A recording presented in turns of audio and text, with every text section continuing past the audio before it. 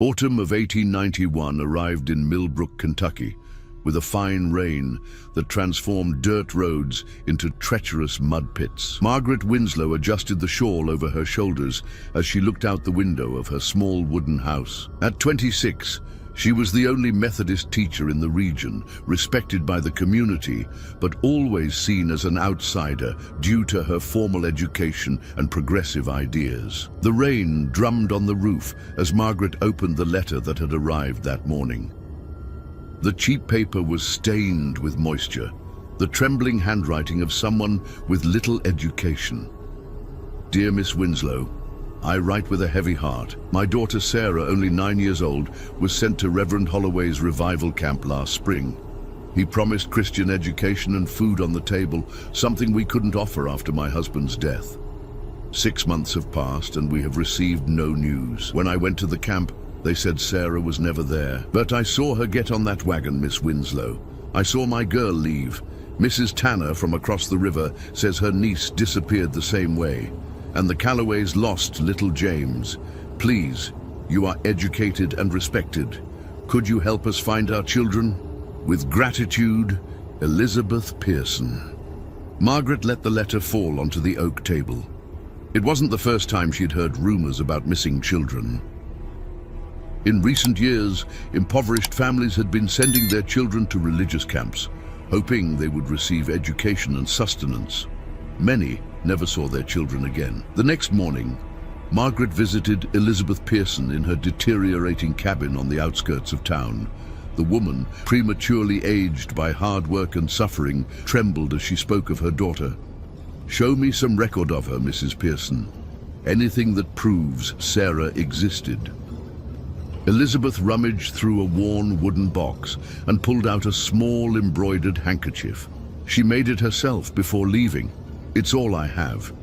We don't have photographs or a certificate. The local church pastor recorded births, but the old book was lost in a fire 3 years ago. Margaret held the handkerchief, feeling the weight of the absence of evidence. And Reverend Holloway? What do you know about him? He arrived 2 years ago.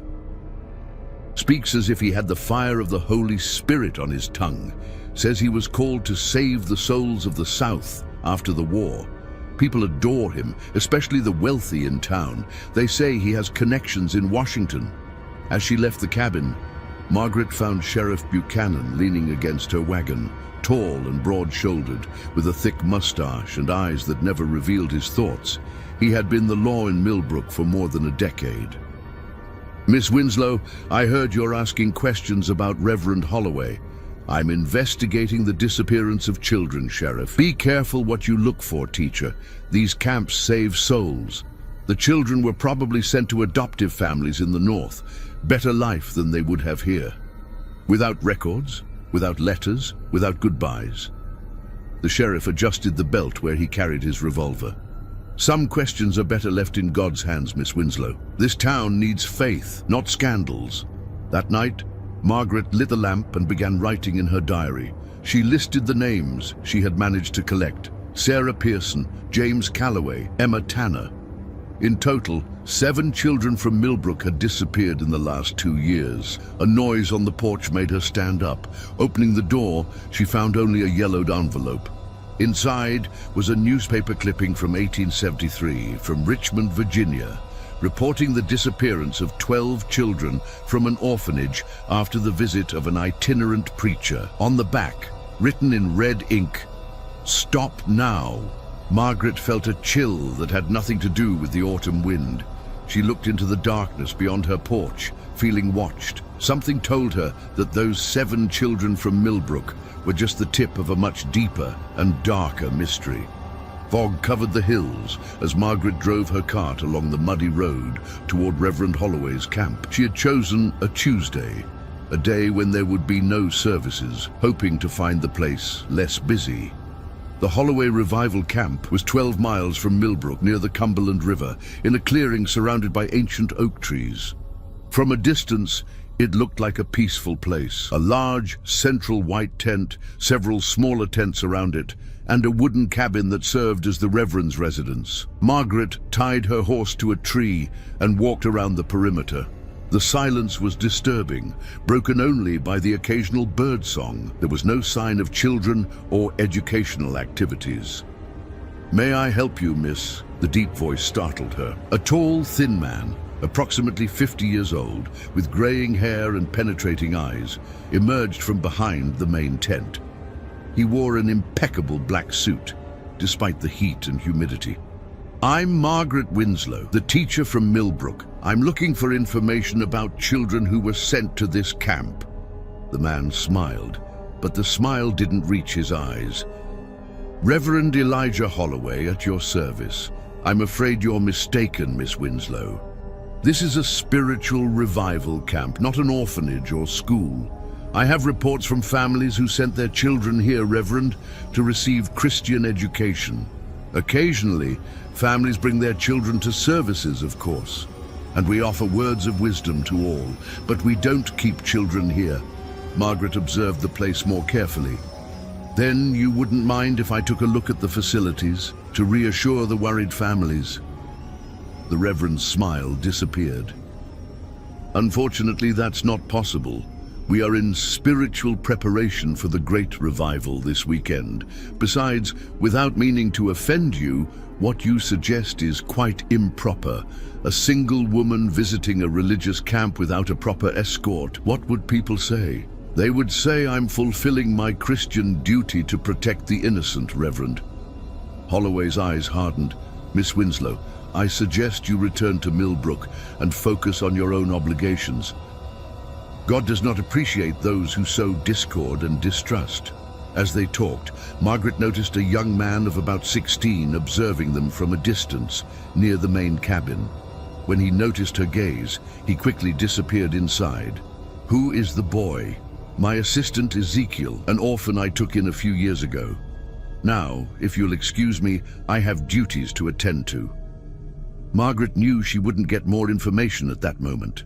As she returned to her cart, she noticed something strange in the soil near the forest, an area where the earth seemed to have been recently disturbed, as if something had been buried and then dug up. On the way back to Millbrook, she stopped at the Tanner property, where Mrs. Tanner confirmed that her niece Emma, 11, had been sent to the camp 8 months earlier. The Reverend said she would be educated to become a ladies' companion for wealthy families in Louisville. He promised she would write, but we never received a word. "Do you have any record of her? A photograph, a document?" Mrs. Tanner shook her head. "My sister died in childbirth. Her husband abandoned her when Emma was 5. We didn't have money for photographs." By nightfall, Margaret returned to her house to find it ransacked. Her books were scattered on the floor, drawers open, and her diary, where she had noted the names of the missing children, was gone. On the wall, written with what appeared to be mud from the river, a message: "Leave the dead in peace." Trembling, Margaret picked up a paper that had fallen under the table. It was a page torn from a record book with a partial list of names and dates. At the top, in elegant calligraphy, "Holloway Camp, Tennessee, 1883. It contained 23 names of children, aged between 7 and 14, and the notation, "Transferred," next to each one. Margaret tucked the paper into her bodice. Someone had left it for her to find, and that someone was taking a great risk. The Louisville Library was an imposing red brick building with white columns and tall windows that let in the autumn light. Margaret had traveled 4 hours by train to get there, determined to discover more about Reverend Holloway and his past. The librarian, a lady with glasses and gray hair tied in a tight bun, looked suspiciously at the young teacher. "Newspapers from Tennessee and Virginia from the last 20 years. That's quite an extensive research, Miss Winslow." "I'm writing a book about religious revival movements after the Civil War," Margaret lied, keeping her voice steady. After hours poring over dusty newspapers, Margaret began to find disturbing patterns. In 1873, a reverend named Elias Howard conducted a revival in Bristol, Tennessee. 6 months later, the local newspaper published a small article about the disappearance of 9 children from poor families in the region. In 1877, a Reverend Elijah Harwood appeared in Roanoke, Virginia. Again, after his departure, reports of missing children. In 1883, it was Elias Hollister in Knoxville. In 1887, Elijah Holcomb in Charleston, West Virginia. Different names, same physical description, same pattern. He would arrive in a community shaken by economic difficulties, establish a revival camp, gain the trust of local families, and leave after a few years. In his wake, missing children and no conclusive investigation. Looking for something specific? The male voice startled her. A middle-aged, well-dressed man with a detective badge pinned to his vest was watching her with curiosity. A Detective Samuel Blackwood, Pinkerton Agency, he introduced himself, sitting down across from her. The librarian mentioned that a young woman was researching patterns of disappearances. Coincidentally, it's a subject that interests me as well. Margaret hesitated, but something in the detective's tired eyes made her trust him. She shared her discoveries, showing the patterns she had identified. Impressive work, Miss Winslow. I've been investigating the disappearance of children at religious camps for 3 years, but I've never been able to connect all these cases. Why is the Pinkerton Agency interested? It's not. This is a personal investigation. My niece disappeared from one of these camps in 1888 in Tennessee. The local police didn't care, just another poor child gone missing. Since then, I've been following leads in my spare time. And what have you discovered? That there's a larger pattern than we imagined. It's not just missing children, they're children who officially never existed. No records, no photographs, no documents. Children from families so poor and marginalized that their absence is barely noticed by the authorities. Blackwood opened his folder and showed Margaret a map of the southern states with small red dots marked in various locations. Each dot represents a location where there were reports of children disappearing after the passage of an itinerant preacher. In total, I estimate that at least 199 children disappeared between 1873 and now. My God, whispered Margaret, and what happened to them? The detective closed the folder. That's the question that keeps me awake at night. I have some theories, none pleasant, but I need concrete evidence before acting. Reverend Holloway is now in Millbrook. If we work together... It's dangerous, Miss Winslow. Whoever is behind this has powerful connections. Politicians, judges, even police officers protect these preachers. Why? Money, power, or something worse? I don't know yet. But be careful. People who asked questions in the past met tragic ends. Before they parted, Blackwood gave Margaret a small diary. It belonged to a teacher like you in Roanoke. She began investigating the disappearances in 1878. She was found dead in her room, supposedly by suicide. I managed to recover this before it was destroyed. On the train back to Millbrook, Margaret read the diary by the dim light of the lamp.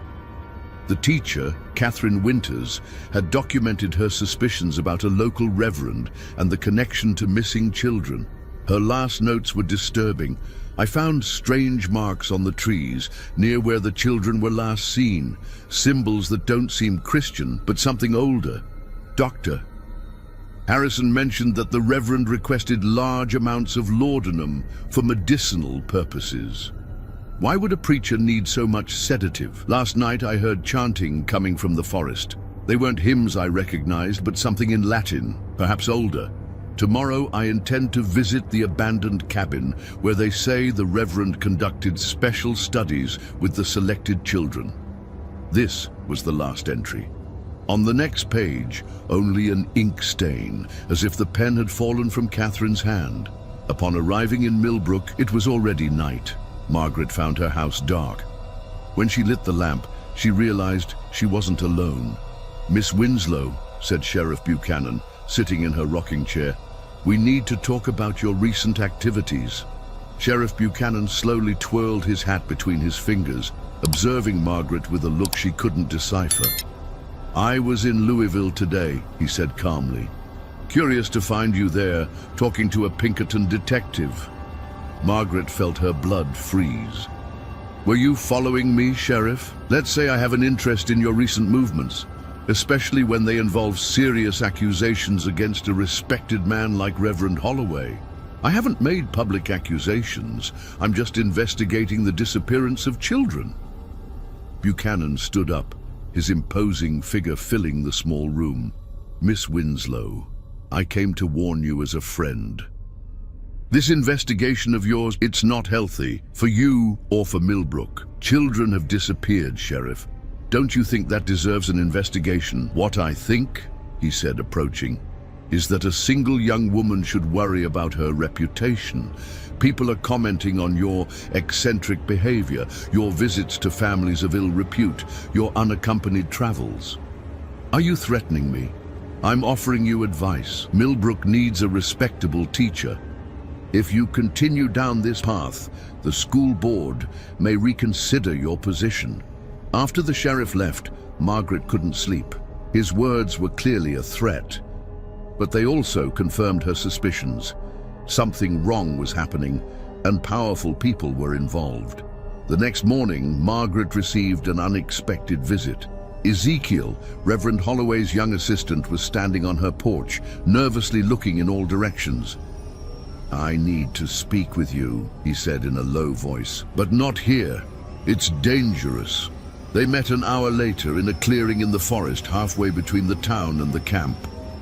Ezekiel looked even younger in daylight, with deep circles under his eyes and hands that wouldn't stop trembling. I was the one who left that registry page for you to find, he confessed. I know what the Reverend does with the children.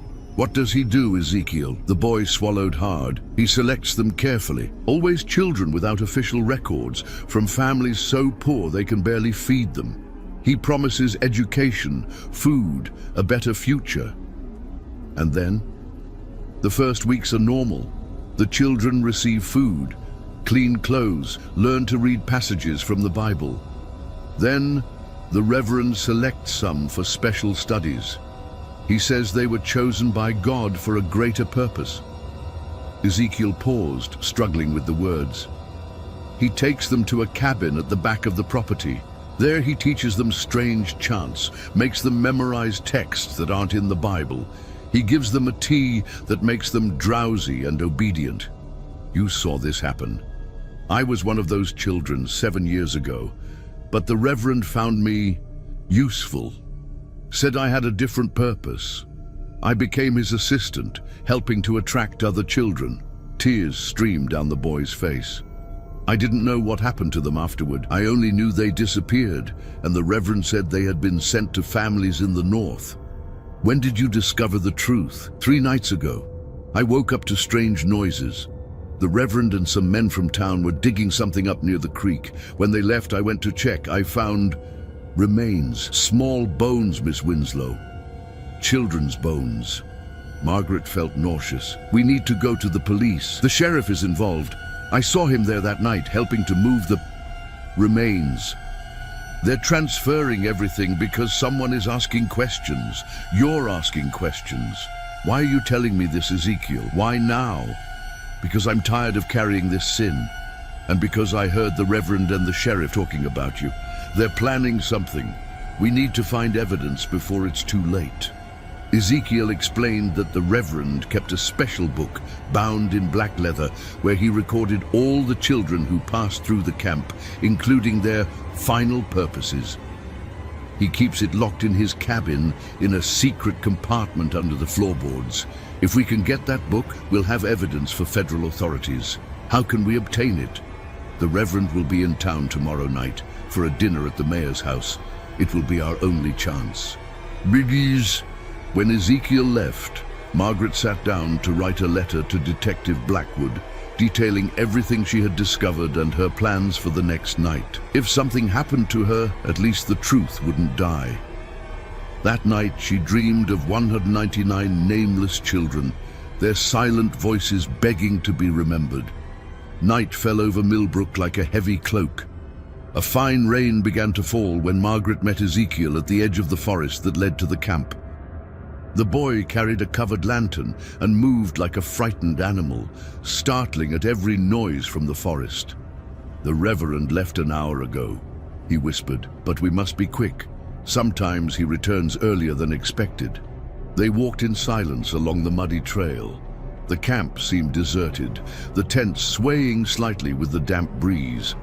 Reverend Holloway's cabin was the only permanent structure, a solid wooden construction with a front porch and windows covered by dark curtains. "Is no one watching?" asked Margaret. "The Reverend trusts in his status. Who would dare invade a man of God's property?" They entered through the back door, which Ezekiel opened with a key he kept hidden. The interior of the cabin was surprisingly luxurious. Carved wooden furniture, Persian rugs, a bookshelf filled with leather-bound books. A large crucifix dominated the main wall, but Margaret noticed something strange at its base. Symbols she didn't recognize. Definitely not Christian. "There!" Ezekiel pointed to a rug near the desk. "The compartment is under the floorboards." They moved the rug aside, revealing carefully aligned wooden boards. Ezekiel pressed one of them, which moved to reveal a small lever. When he pulled it, several boards lifted, exposing a secret compartment. Inside were various items: a black leather-bound book, flasks containing dark liquids, small fabric bags tied with cords, and a carved wooden box with the same strange symbols that Margaret had seen at the base of the crucifix. "This is the book," said Ezekiel, taking the leather-bound volume. Margaret opened it with trembling hands. The first pages contained lists of names, dates, and locations, organized chronologically from 1873. Each name had notes about age, physical condition, and suitability. Next to many names was the word "completed," written in red ink. In the following pages, they found detailed drawings of archaic symbols and texts in Latin and other languages that Margaret didn't recognize. There were diagrams of ritual circles and descriptions of ceremonies that made her stomach turn. "My God," she whispered, "this isn't Christianity. It's some kind of pagan cult."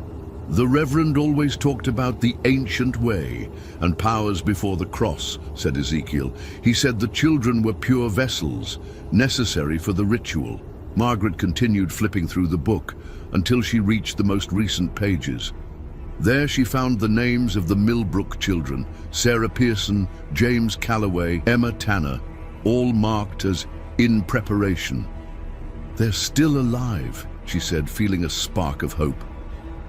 "Where does he keep them?" "There's a cave about a mile from here following the creek. That's where he performs the final rituals." A noise from outside made both of them freeze. Footsteps on the porch, the sound of male voices. "He's back," whispered Ezekiel, terror evident on his face. "And he's not alone." Margaret quickly tore out the most incriminating pages from the book and hid them in her bodice, along with the letter to Blackwood.